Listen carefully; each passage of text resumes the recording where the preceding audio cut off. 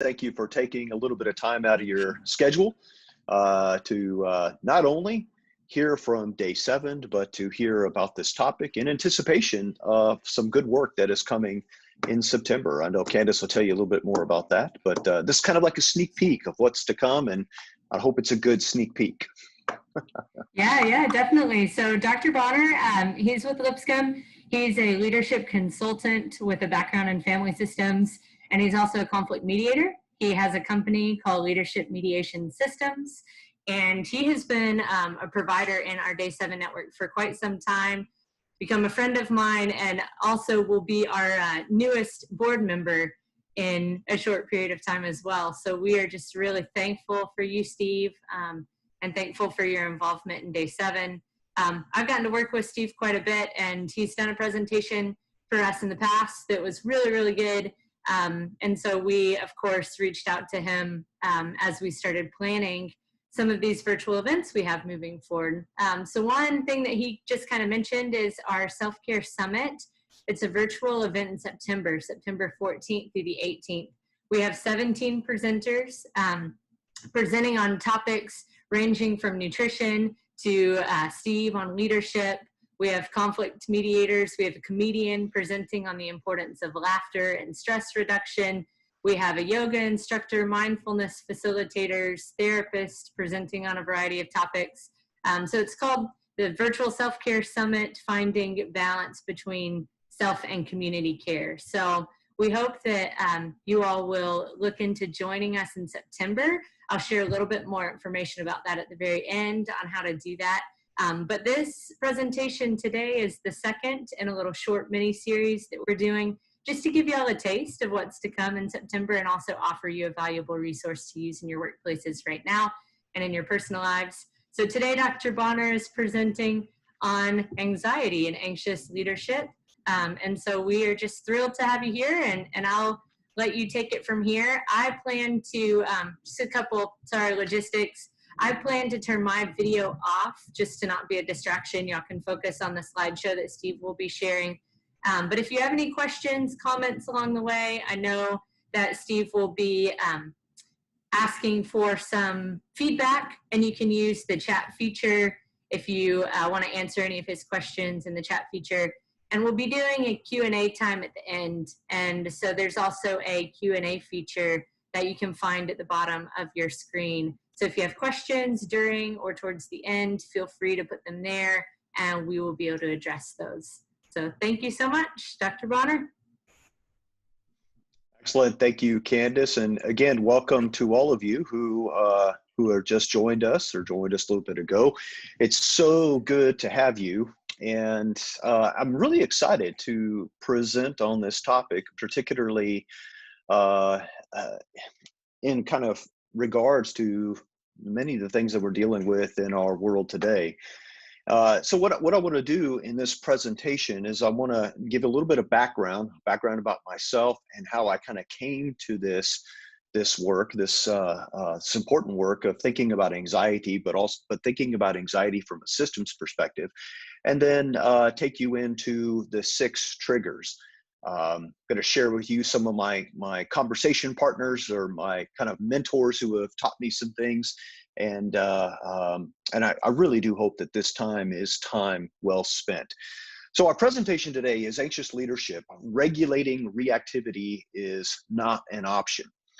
We live in highly anxious time right now, and I mean, school is just around the corner. I'm seeing in the news, I'm reading articles, conversations in my own family about what's going to happen, what is the new school year going to look like? How are students going to go to school remotely or in person?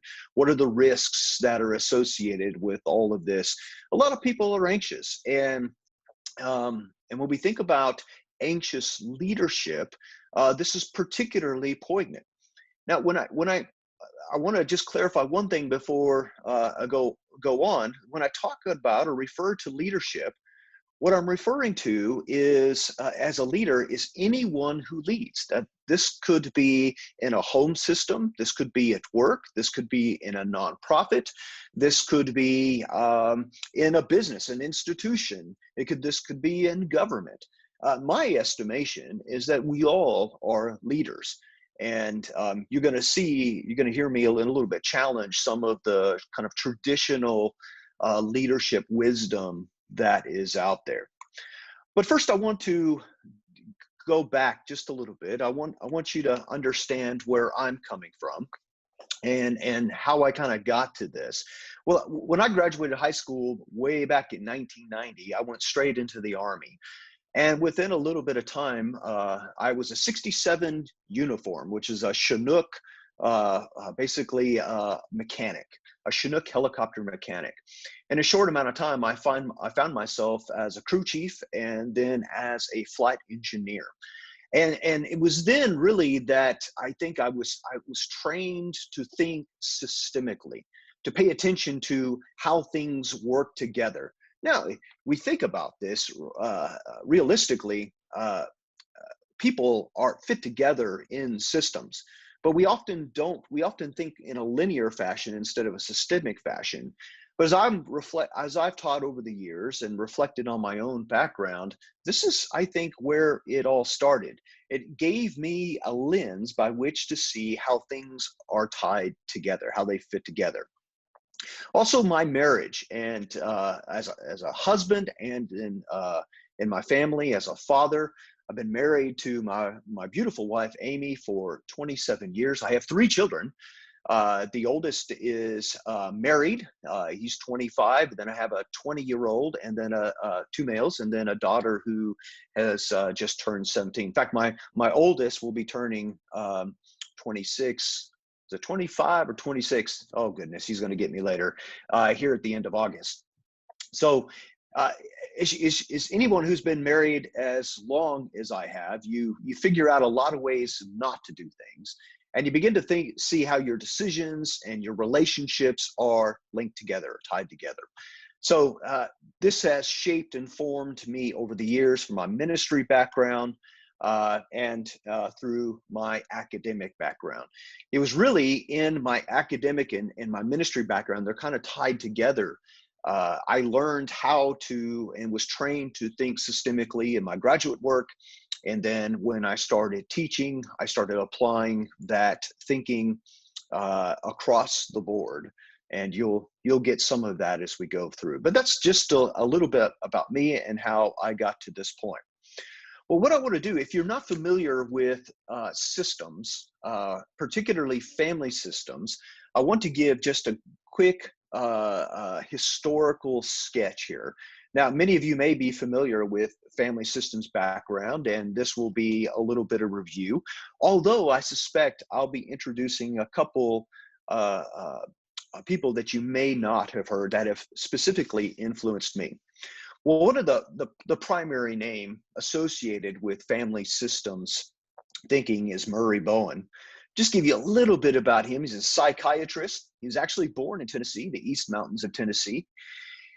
Most interestingly, he worked at the National Institutes of Health in the DC area and then moved to Richmond, Virginia and worked in a hospital there. But what is fascinating about his work is he worked with people who were institutionalized with a variety of psychiatric disorders.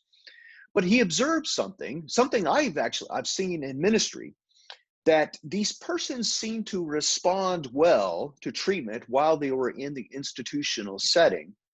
But when they returned to their families or to the, quote, real world, they often experienced a relapse. So what Bowen began doing was, it led him to a new approach. He began institutionalizing the entire family. Now, you can imagine how difficult that must have been, but he experimented with this new way of treating his quote unquote patients. This was a significant shift in thinking, in operating, right? He was operating from a new set of assumptions, and he asked this question: what would happen if we moved from treating one individual member of the family to treating the entire family as a unit.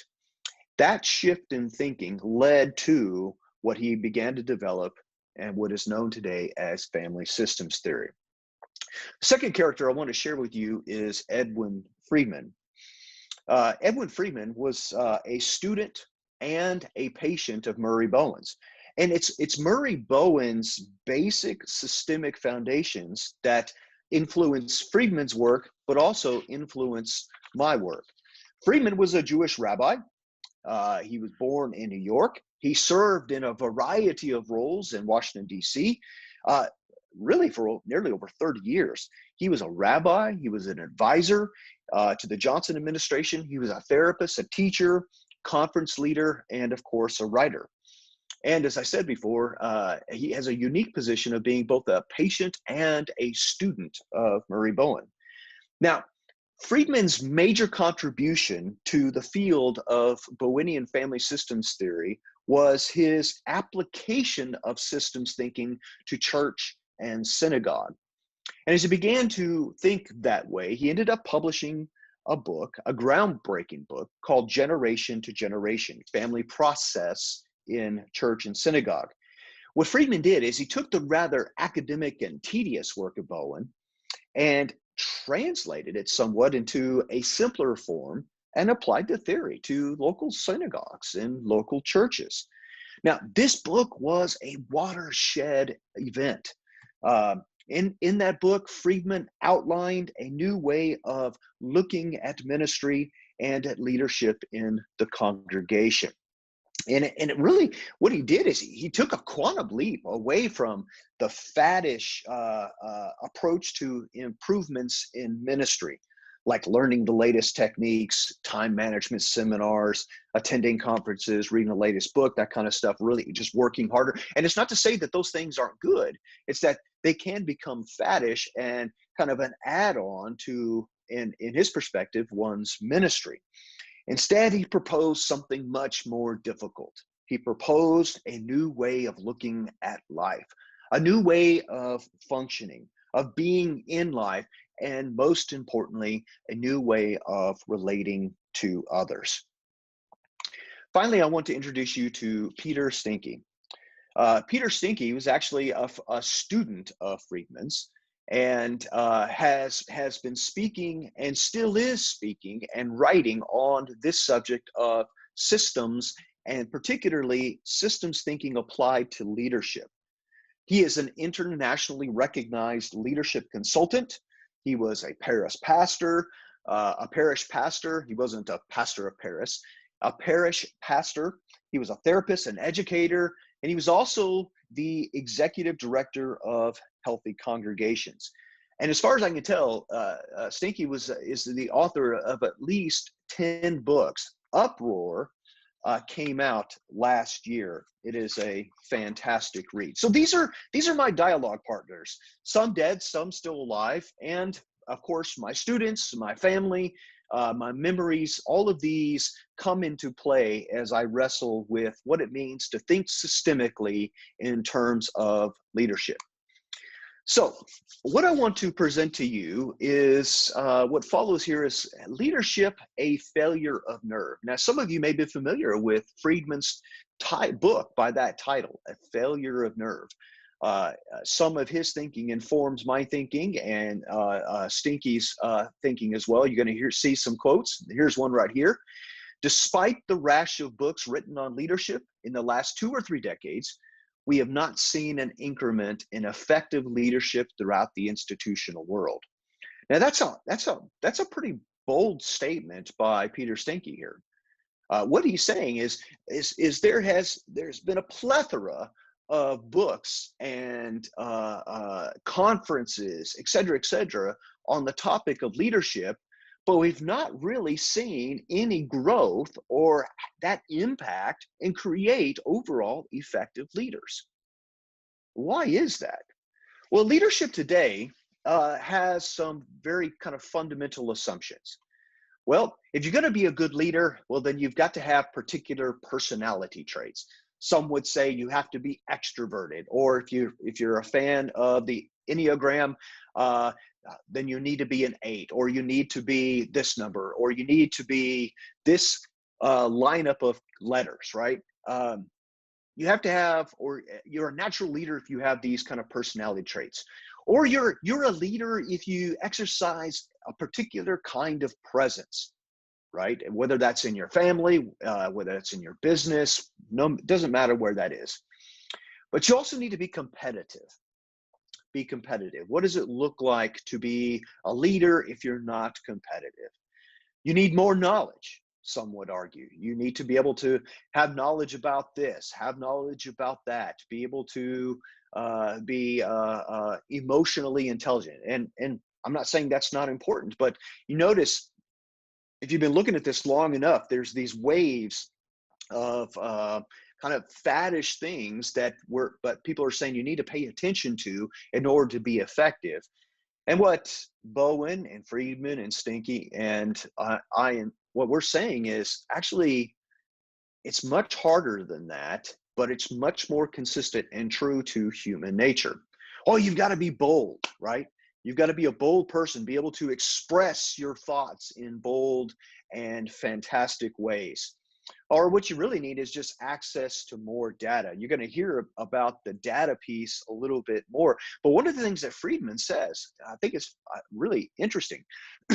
He says there's actually 3 emotional barriers to effective leadership. And one of them is the fallacy of data. We keep hearing all about data. If we just had more data, we could make better decisions. But the reality is, and just think about this, it leads to 2 myths: that I can be a more effective leader if I have more knowledge, or I just use the right technique. And I think we all know that that's not true. And yet we keep hearing about it. We keep hearing about it. Well, I'm curious, what would you add to this list? And go ahead and use the chat feature here. I'd like to see what you might add to this list of effective leadership or leadership assumptions that are produced today. Anybody have any that you'd like to add to this list? Everybody has their kind of own, they're under a strong communicator. Thank you. Yes, you've got to be able to communicate well, right? Ability to adapt. I'm going to talk about that piece in just a little bit. Thank you. This is fantastic. Fearlessness, right? You've got to have a particular way of attacking problems. Visionary. Leadership assumption, you have to be the loud one. Oh goodness, these are fantastic. Building and serving a team. Oh, these are all very good. These are assumptions that we all kind of carry around with us, and it leads people to believe, in my thinking, that if you can't be all of this, then you can't be an effective leader. And I disagree with that. I disagree with that wholeheartedly. Sure, are there leaders who have these characteristics? Yes. Are there leaders out there who we never hear from because we've already predetermined what a leader is supposed to look like? Very, very interesting. Season 5 of, Revisionist Podcast. I think it's episode 1, 2, or 3. I'd recommend you listen to episode 3 about this very reality, about our assumptions when it comes to how we choose our leaders. All right, very good. Great thoughts here. I love the participation. Thank you so much. Now, what I want to do for a second, what I want to do a little bit here is I want to think about leadership in the context of a pathogen. All right, so we are well aware of what is going on in our society and in our world right now. And we're all aware of the COVID-19 virus. And so I want you to think in terms of a virus and how invasive this virus has been. I was just on a call earlier, 10:30 this morning, and one of my colleagues at work his wife has been diagnosed, his son has been diagnosed, now he and his other child are being tested. We're hearing more and more and more of this. But when you think about viruses, what characteristics come to mind? Well, one of them is the viruses have no boundaries. Now, I'm not using scientific language here. I am not a scientist in that regard, but this basic idea, viruses don't have boundaries. They invade uh, the kind of the boundaries of other cells, other beings, right? They do not respect the boundaries. So not only do they not have their own boundaries, they don't respect boundaries of others. And they must have their own way. There's no way around that. They've got to have their own way. And honestly, they do not learn from experience. Since they're not a living entity, they just persist, persist, persist, persist. They just do what they're basically designed to do. They replicate. Well, think about ineffective leadership. Ineffective leadership, ineffective leaders don't have boundaries either. Think about that. They don't have boundaries either. They don't tend to understand where self begins and self ends, and they certainly don't respect the boundaries of others. Right? They are people who must have their own way.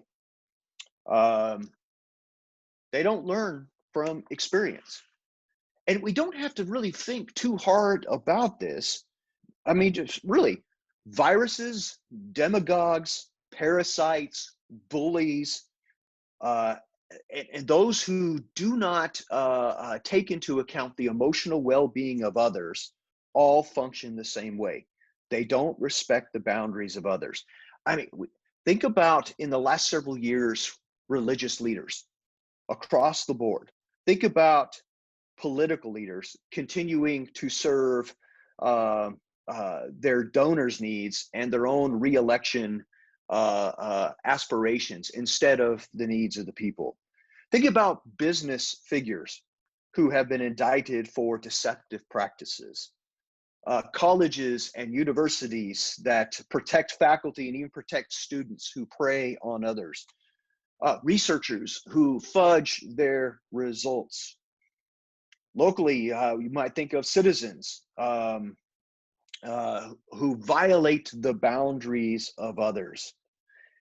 This is truly an epidemic in our culture, and some would say, perhaps I'm the only one who would say this, a leadership pandemic, to kind of play on these terms. We are certainly leadership deficient at all levels and in all systems in which we operate. A leader who feels entitled or special may be tempted more than others to transgress or trespass on another. Here's a picture of world leaders who, 2020 world leaders who have an Instagram profile. And you just kind of glance across these pictures. Some of these folks, these women and men, you may not know. Many of them you may. And just think about how these people function as leaders, how we've kind of assumed particular things about them, but really, when you look back on their kind of record, you begin to see violations, virus or pathogenic responses all around. So leadership thinking is still focused on expertise. We just get more expertise. If I can just improve the skill set, go to the next seminar, the next, et cetera, and or just get more data. I would argue we need leadership that is rooted in presence. Think about that. Leadership that is rooted in presence. Someone who understands who they are in the moment as they're related to or relating to other people. We need leaders at all levels who are self-aware. That is, they are aware of themselves and how they relate to others. And we need leaders that are rooted in responsible and responsive selves. That is, they know who they are, they know what their limitations are, and they know how to relate to others. Notice I keep referring to that relatedness. What is missing, in my estimation, is the ability to work through emotional processes.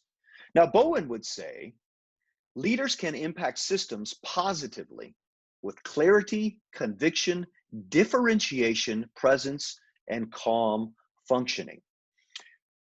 Friedman will even go a little bit further, and you'll say leaders suffer a failure of nerve by providing quick fixes, which deny opportunities to challenge people. So let me just stop there for just a moment. Let me go back here, and let me ask you: have you seen this? Just reply in the chat.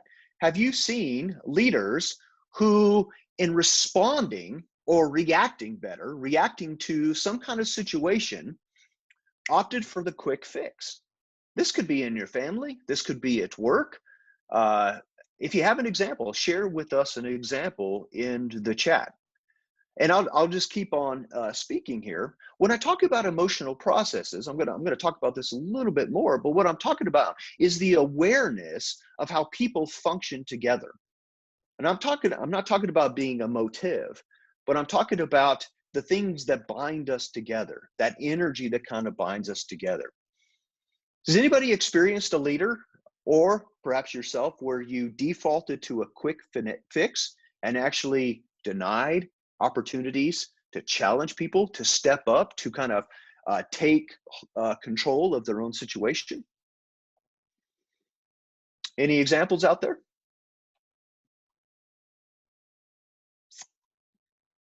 Well, go ahead and add them. I'll gonna go ahead and continue in the presentation. Now, what I want to do is I want you to imagine a system, and a leader is at the center of this system. And the circle in the center represents a strong boundary. The arrows there represent relationship. Now, they go both ways. These are relationships of reciprocity and mutuality. This is an example of a well-differentiated system. Now, this system could be in your home, this system could be at work, this could be in your school, in your nonprofit, it doesn't matter. The leader at the center is well differentiated. The leader knows her boundaries. The leader knows how to function in relationship and how to engage in relationships of mutuality and reciprocity with the people in her system. But let's imagine for a moment that this leader begins to function anxiously. That is, they begin to react to some sort of real or imagined stimulus. Something's happened. Perhaps a pandemic has broken out, or there's been some sort of issue show up in the work system, or some sort of reality or unexpected reality has occurred in their family. When something occurs like that, there's some kind of precipitating event. A leader will often begin to function anxiously. And what happens is that anxiety begins to grow. They become more reactive. Their reactivity begins to grow, and they begin to operate in this area of blame displacement. That is, they start blaming someone else for a failure. And in this idea, this notion, anxiety becomes more habitual. Now, I want you to imagine that it is growing. The boundaries become blurred. They are violated. Relationships begin to suffer. People are, or particularly the leader, is easily hurt. At this point, anxiety becomes really structured into the system so that the system doesn't know how to operate without that function and anxiety. This is what Bowen learned so many years ago when he took the person who was symptomatic out of the system and began to treat them. That person began to heal, that is, recover. But when that person went back into the system, that system functioned in a particular way to bring that person back into the original homeostasis and thus a relapse. And so what Bowen realized is that a system can function in a chronic state of anxiety. I'm going to talk about that in just a moment. Imagine, though, that this virus-like pathogenic personality of this leader continues to grow. Their thinking will become very black and white, either or, yes, no thinking. They'll become very willful. right? And they begin to perceive themselves as a victim. Their thinking is unimaginative, and they're not really good at self-regulating at all. They're easily and quickly hurt, and they always have their focus on others, always blaming others. It's never them, right? That's the kind of leadership I'm talking about. And you may not have to think too hard to think of examples in media today of this very real reality. So what I want to do is, with a little bit of background, is I want to share with you the 6 common triggers of anxiety, and there are a lot of triggers of anxiety. We know that there are triggers. Money creates triggers, right? Or lack of money creates triggers. Trauma, when you're betrayed, difficult people, right? But Peter Steinke, over all these years, narrowed it down in his work to 6. And I find that these 6 are consistent with my own experience. And what I want to do is I want to share these with you, examples of what this might look like. And then we're going to spend a little bit of time unpacking what it looks like. Instead of reacting to anxiety, what does it mean to be active, that or more responsive? So before we go further, defining anxiety. And I love this idea of a rocking chair. I want to clarify before we go any further that what I'm not talking about here is anxiety disorders. Those anxiety disorders that are diagnosed and someone's getting treatment for. What I'm talking about here is the anxiety that kind of runs through a system that is generalized, it's subjective, often it's anticipated. And like a rocking chair, anxiety kind of gets you going, but you don't really go anywhere, right? Anxiety is the mind and body's reaction to stress, to perceived threat, unfamiliar situations. And it impacts our limbic system, and it also impacts us physiologically. Anxiety impacts our whole body, our mind, and our body. And often, anxiety produces an automatic response to some sort of perceived threat. Now, there are 2 general types of anxiety. One of them is acute. Acute anxiety is time, or you might think of it as situation-based. This could be like someone losing a job, someone experiencing a car wreck, someone some kind of event that occurs in time that produces anxiety, and the body reacts, the person reacts, but that person is able to recover. That is, they're able to regain their perspective. This is crisis generated, and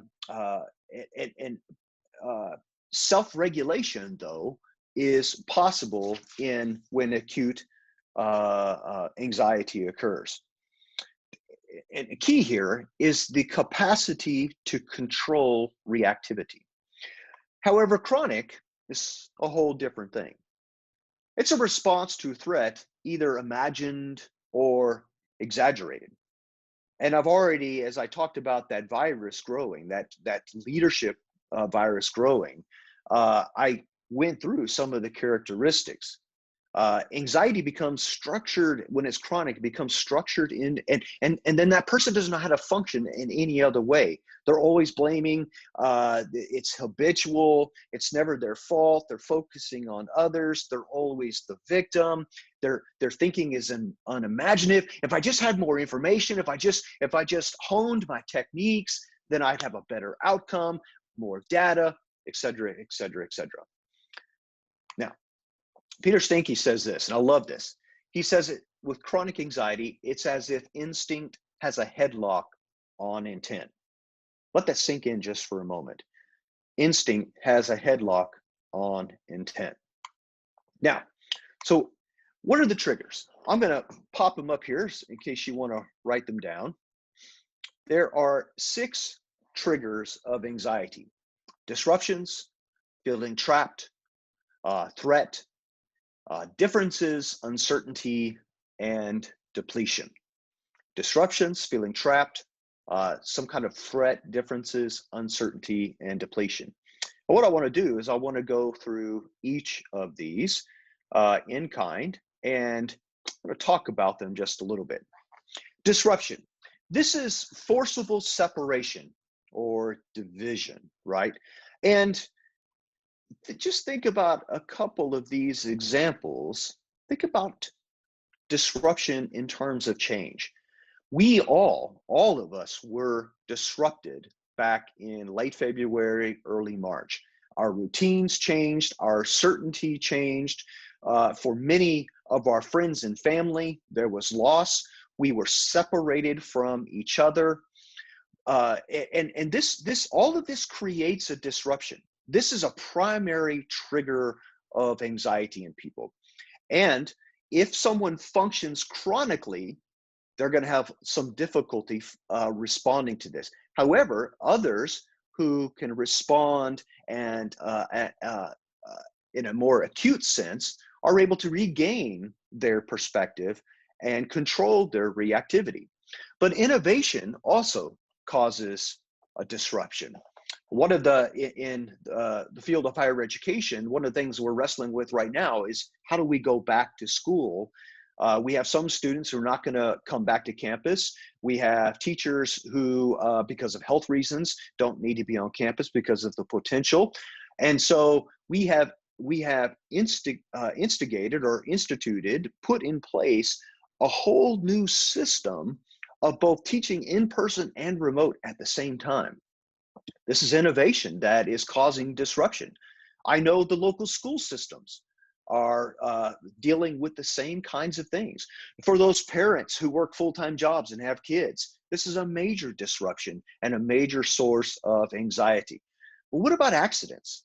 Accidents, how many of you have been in an accident? Whether you caused it or not, this is a major disruption in so many ways.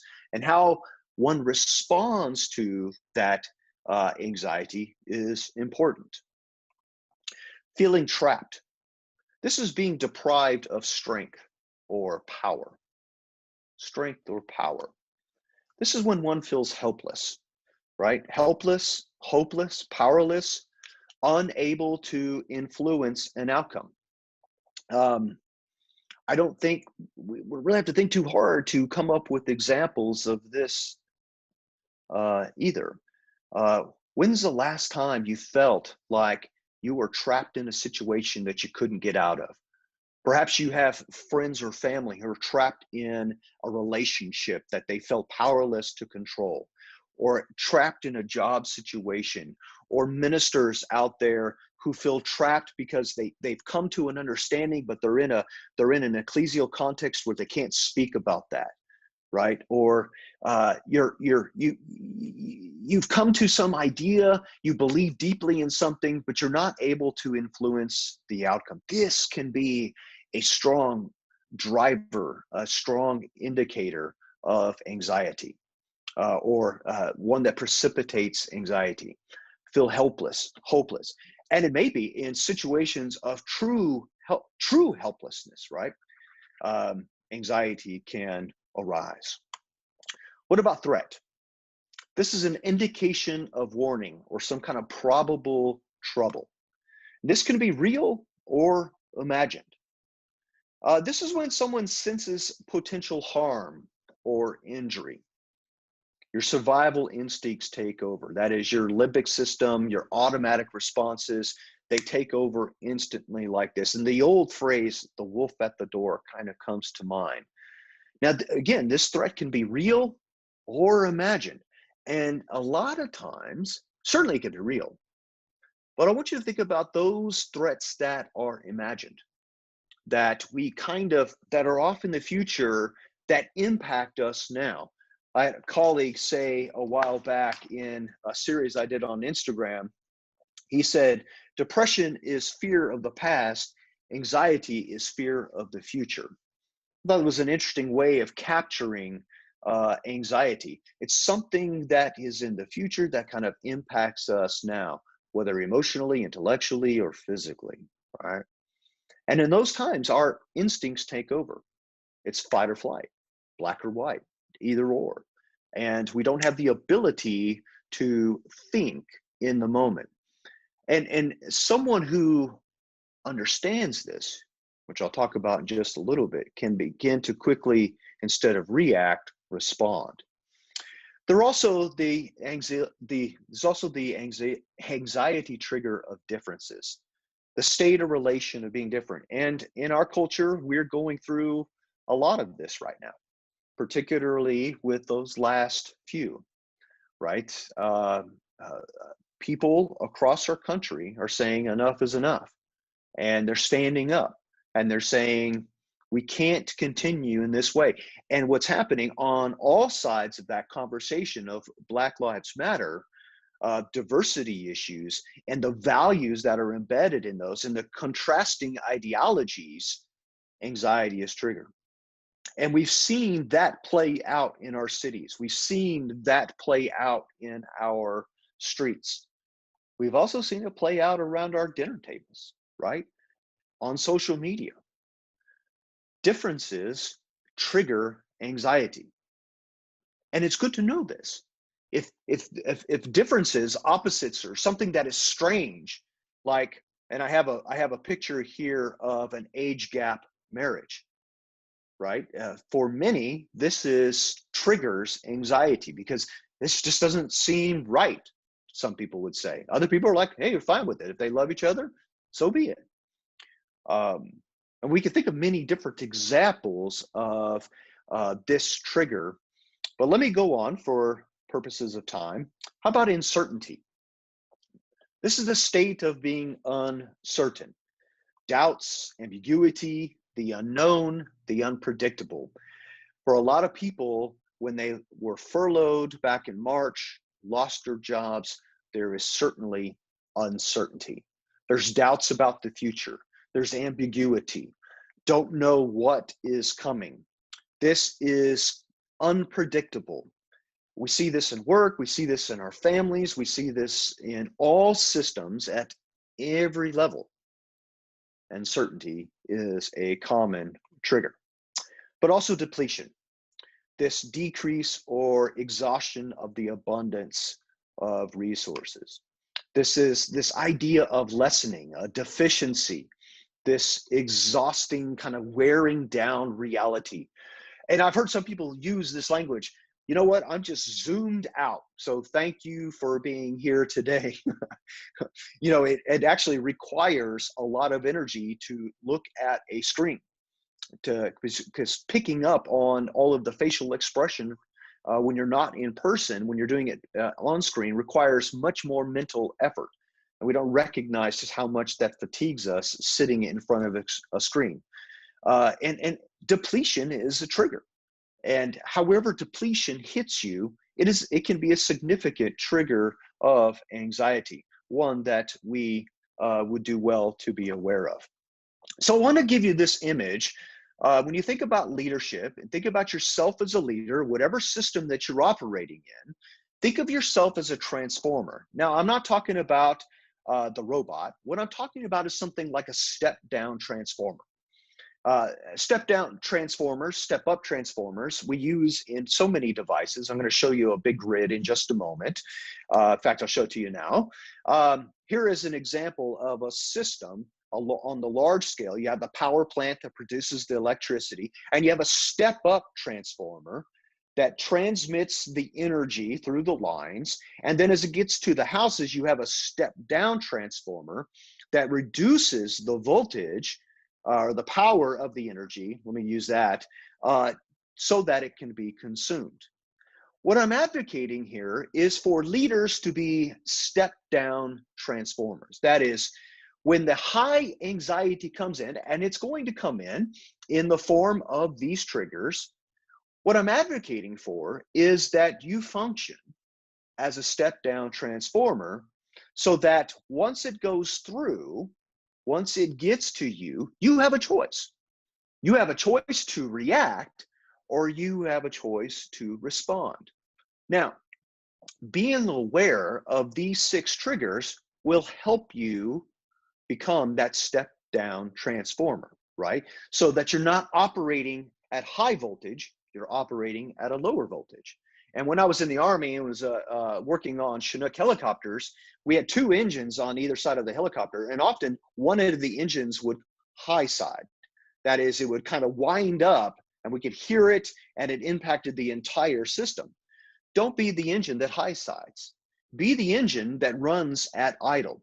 Now, the language for this in systems is a non-anxious presence. Now, I don't believe anybody can be truly non-anxious, but we can be less anxious as a leader than other people in the room, other people in the system.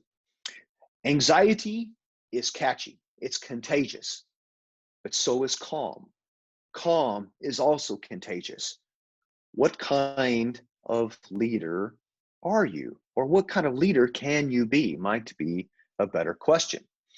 I love this chart here. I've recreated it from Peter Stanke's book, Uproar. Look there at the anxiety coming in. The innate threats, the learned threats, the new threats, these produce anxiety, and often people react, and when they react, they're thoughtless, they get defensive, and it creates automatic behavior. Same with explaining, justifying, defending, blaming, withdrawing. All of these produce anxiety and reactivity that lead to particular behaviors.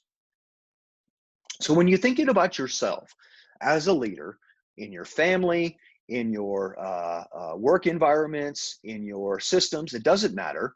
What impacts you? How do you function, right? All right, let's go a little bit forward here. Self-awareness. I think self-awareness is key. As I've said before, it's about being straightforward and attentive. How do these triggers impact you and your systems? Now, as you're thinking about this, as you're thinking about these triggers, think first about how they impact you. That self-awareness is key. But then think about the systems that you're in. Maybe you're in a family system, you're in a work system, you're in a church system, you're in a nonprofit system, perhaps you function in government in some way. How do these 6 triggers impact the systems that you're in? And by the way, anybody who comes into a system brings all of their systemic stuff or their junk with them. Friedman identified, he talks about the 3 families of the pastor, the 3 families of the pastor, the family of origin, one's own family, and then the family of the church. The same is true in business and the corporate world, etc. And they overlap. You could be your family of origin, your immediate family. Think of these as concentric circles like this, and then your work system. Unresolved emotional processes from your family of origin will impact not only your immediate family, but will impact the work family as well, whether that's church family, whether that's nonprofit, it doesn't matter, the system, because the operating principles of emotional systems and relationships are universal. They're true across the board. So how do these triggers impact you and your system? Awareness enables conscious control. Awareness enables conscious control. And your emotionality really is key. And what I'm talking about here is anything in our behavior that is instinctive, automatic, and mindless. If you're aware, if you become aware, begin to pay attention to those triggers that kind of set you off, that make you respond instinctively or automatically, or you just have a mindless response to this. This is what I'm referring to, this emotionality. And being aware of emotional processes in a system helps you become more self-aware and enables you to be much more differentiated. That is, your presence connected to others, and so that you impact and influence, but you maintain yourself. So you're in connection, but you maintain yourself. You don't lose yourself. You don't become enmeshed. So here's what I want to do in closing. Anxiety can prompt adaptive change. There's no doubt about that. However, its intensity and length lead to reactive behavior. So what I'd like to encourage you to do is just make a simple chart right here of the 6 triggers on the left-hand side. We've got just a few minutes. Go ahead and make a list or make a mental list here. Disruption, feeling trapped, threat, differences, uncertainty, depletion. And in the right side, right hand of the column, just write adaptive or reactive. Adaptive or reactive. Just evaluate yourself. Become more self-aware of your leadership tendency in this regard. Are you more adaptive in response to these triggers, or are you more reactive?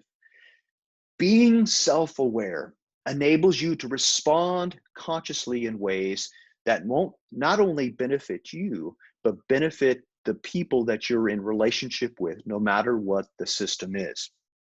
I hope now at the end of this presentation, you can see rather succinctly just how important it is to not be reactive.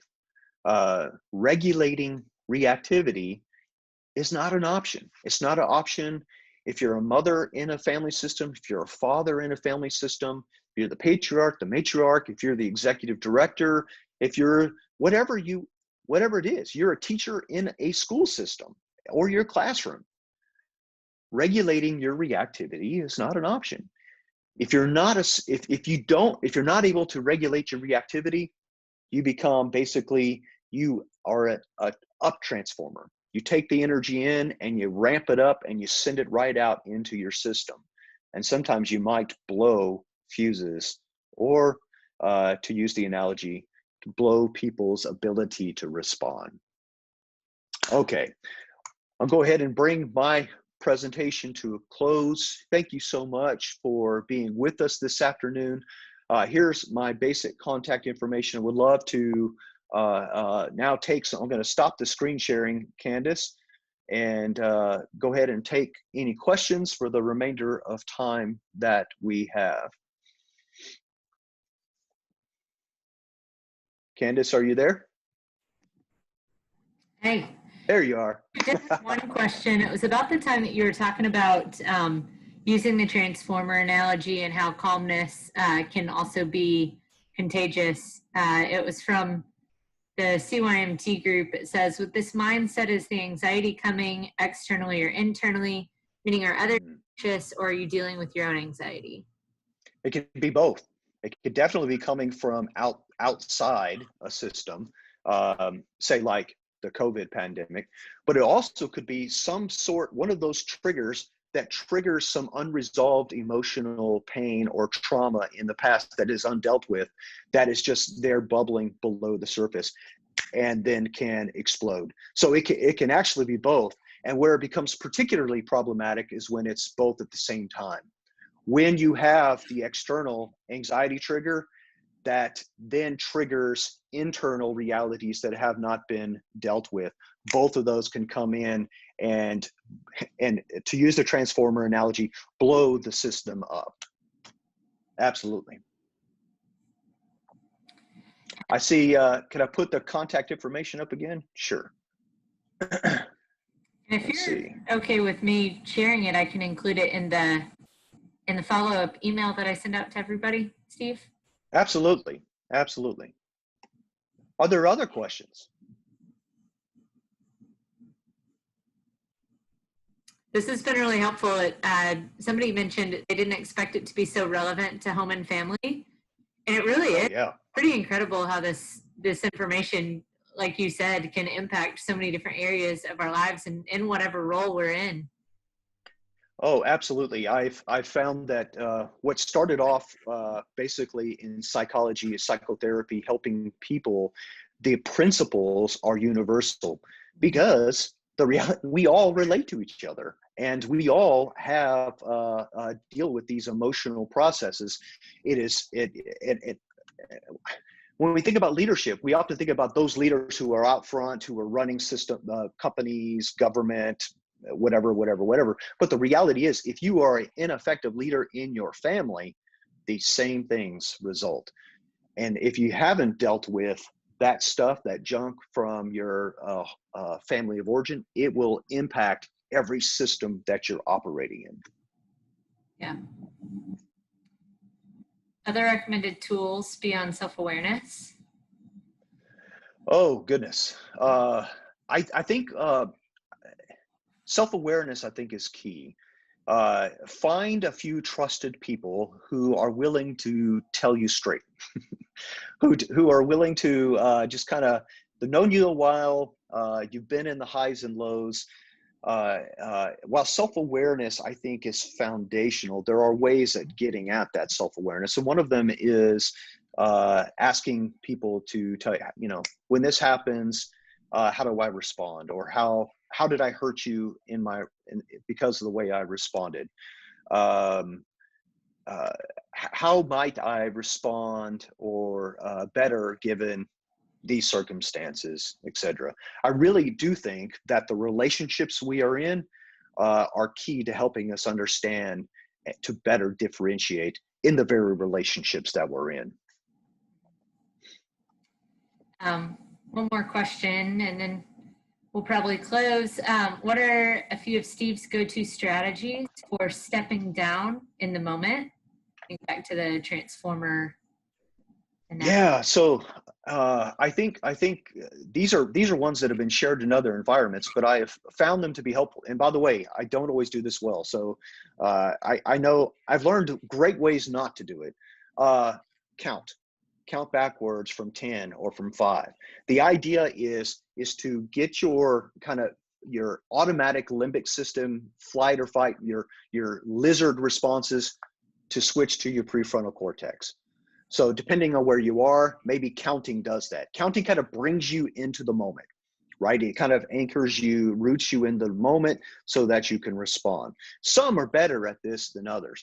Perhaps you're in a place, counting is a cognitive activity, and that's kind of what I'm trying to get to. So anything that activates the cognition, that allows you to move from an automatic response to something that produces cognition. Early in February, I had just learned that my grandmother was on her deathbed, and within a short amount of time, this is actually later February, she died.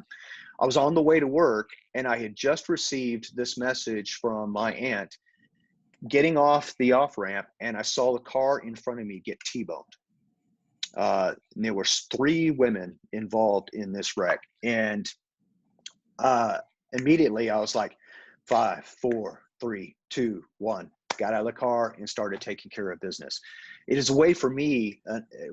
You really got to find your own way. Maybe it's tactilely doing it, so you bring yourself in, or it's whatever the case is for you. It's a way to kind of step down, root you in the moment, so that you can respond effectively. And I imagine others have other ways of doing that as well. There's counselors on this call.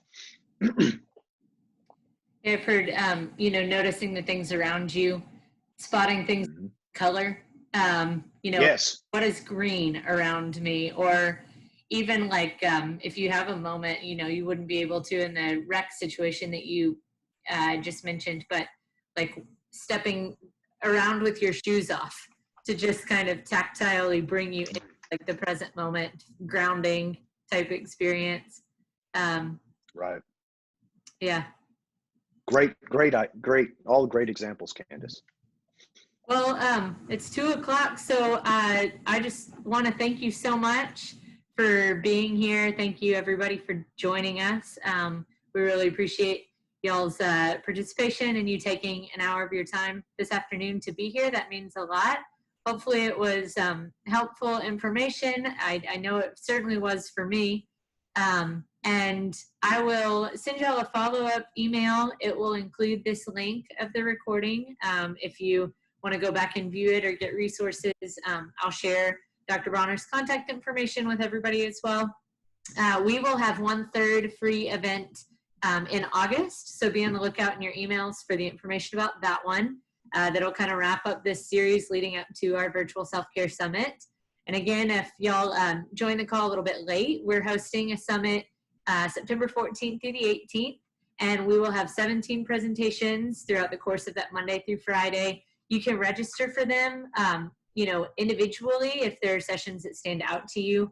You can also register with an all access pass to have the recordings for all of the different sessions that we have.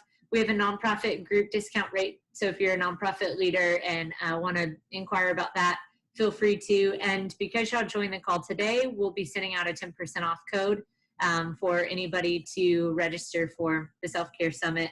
So I think that's all I have as far as announcements. Yeah, Steve, do you have anything else for us before we close? Thank you all so much. You can follow me on Instagram at lms.consultant, Leadership Mediation Systems. I would love to engage you in conversation there, and we'll be sharing there on Instagram results from my research on adolescent conflict management. So I look forward to engaging you there. Love to hear